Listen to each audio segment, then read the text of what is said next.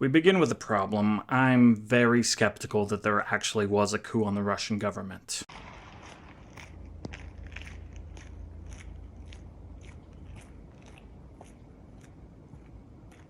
Every episode so far, and the 9 episodes that come after this one, I've written and recorded long before I've ever published. Not so with this episode. If I actually manage to publish this one, it'll be turned around in under 12 hours. In general, that's not how I want the series to go. I don't want to be relevant. At least, not relevant the way Law & Order episodes are, ripped from the headlines. I'm far more interested in stories and ideas that will retain their value, at least the thoughts behind them, if not the cultural references, long after my weary body is laid down to rest for the final time. Obviously, today I'm making an exception. I lived in Moscow, Russia with my wife and dog for 1 year of my life. I learned a ton about Russian culture while I was there, but the most important thing I learned was that it's intensely difficult to understand the Russian mindset from the outside. They are a people with a profound history, a profound sense of self-identity, and have a complex relationship with the Christian church. In my time there, I ascertained that they're a lot like Shrek.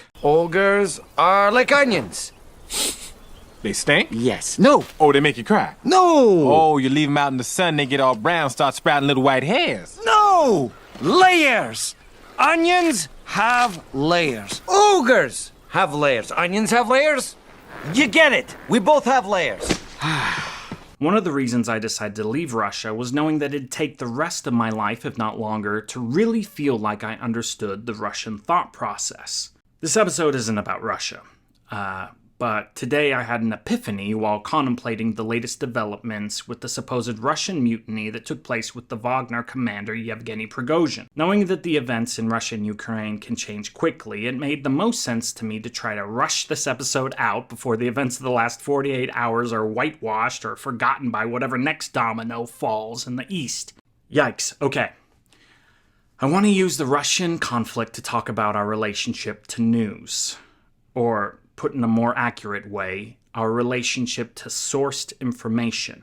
The narrative that the news media have released, from Drudge Report to Al Jazeera to BBC to Fox News, CNN, and even direct reports from Vladimir Putin himself, characterize the recent events as follows. Friday, June 23, 2023, Yevgeny Prigozhin, leader of the Wagner Group, a mercenary group that's led much of the Russian military offensive on Ukraine in the last year, called his men to, quote, peacefully march on Moscow. The troops left their posts on the front lines of the Ukraine battleground and marched towards the Russian capital city. They stopped on the way at the large metropolis Rostov-na-Don, where they were able to take control of the local military base without bloodshed. Sometime later, Putin addressed the nation, calling the act treasonous and a full-out mutiny. He characterized the moment as one akin to the dramatic unfolding of 1917, which led to the Russian Revolution. No small words.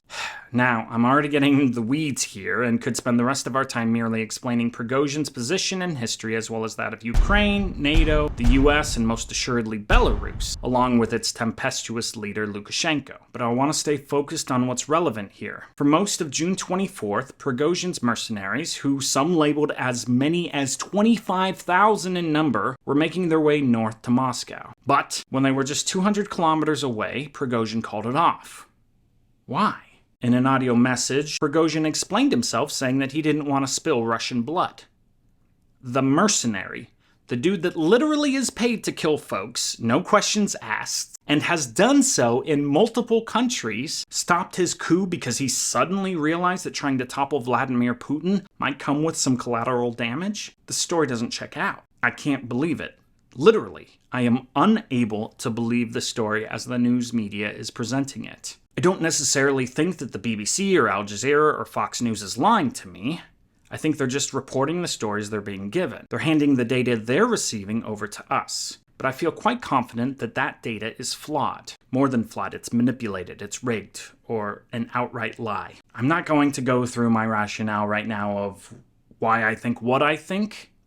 That's not the point. The point is that I'm not believing what I'm hearing from authoritative places. Overnight, it seems, I've become a skeptic. All right, here's how this is relevant to faith in Jesus and relevant to the sensation of desperation. If I become a person that doesn't believe what's being reported by different outlets that all have different biases and different interests and yet are reporting the same narrative, then how on earth can I put my faith in the news media from 2,000 years ago regarding Jesus of Nazareth? This gets back to the problem I presented in the second episode of this show. How can I know truth if I'm not the smartest person in the room? In this case, and perhaps most cases of international intrigue, there are players that stand to gain by willfully lying to me. How can I know whether, from my little house in Garland, Texas, the mercenary General Prigozhin in a country 6,000 miles away from me is telling the truth or not? I can't know.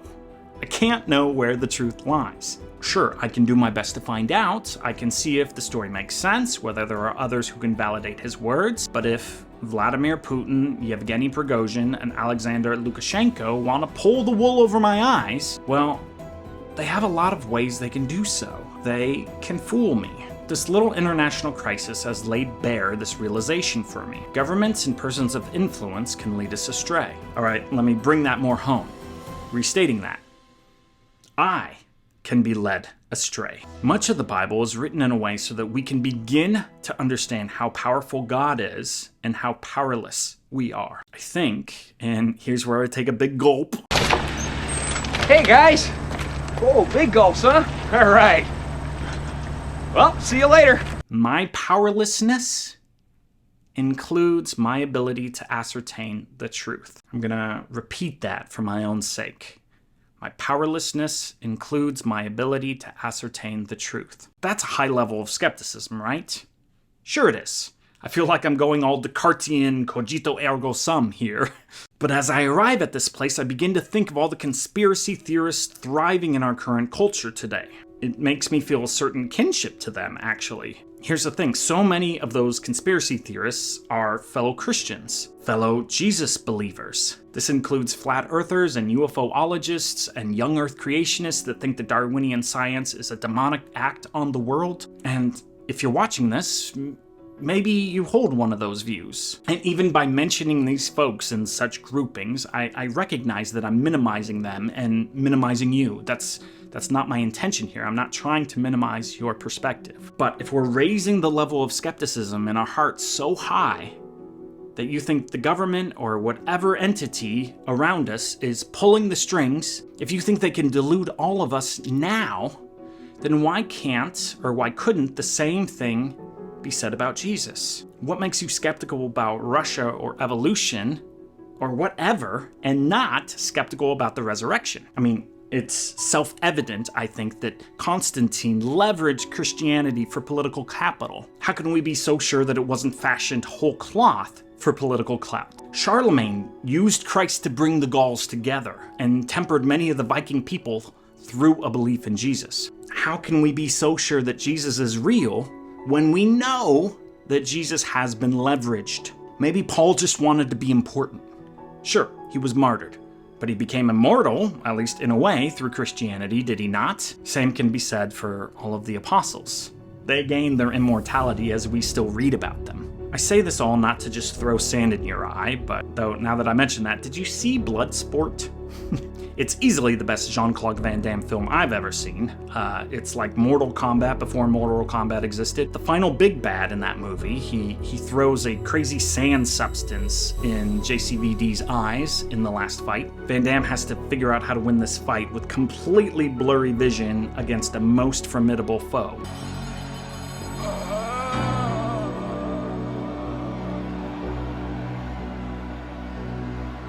The deck is stacked against him, and let's be honest, the deck is stacked against us. We are powerless. I am powerless. So what's the answer? How can I see clearly? I can't. Seeing clearly is an illusion. To say I can see clearly is self-deception. But there is one thing I can do. I can fall on my knees and pray to God that He'll accept me in my powerlessness. God has nothing to gain, nothing to leverage by adding me to His entourage. He's got nothing to gain by accepting me. And yet, the Bible tells me God will accept me. I can't get to God, not with my mind or any faction of my being. I am powerless. You are too, by the way. And that is why I'm desperate. I've got nowhere else to go. Jesus, you're my only hope.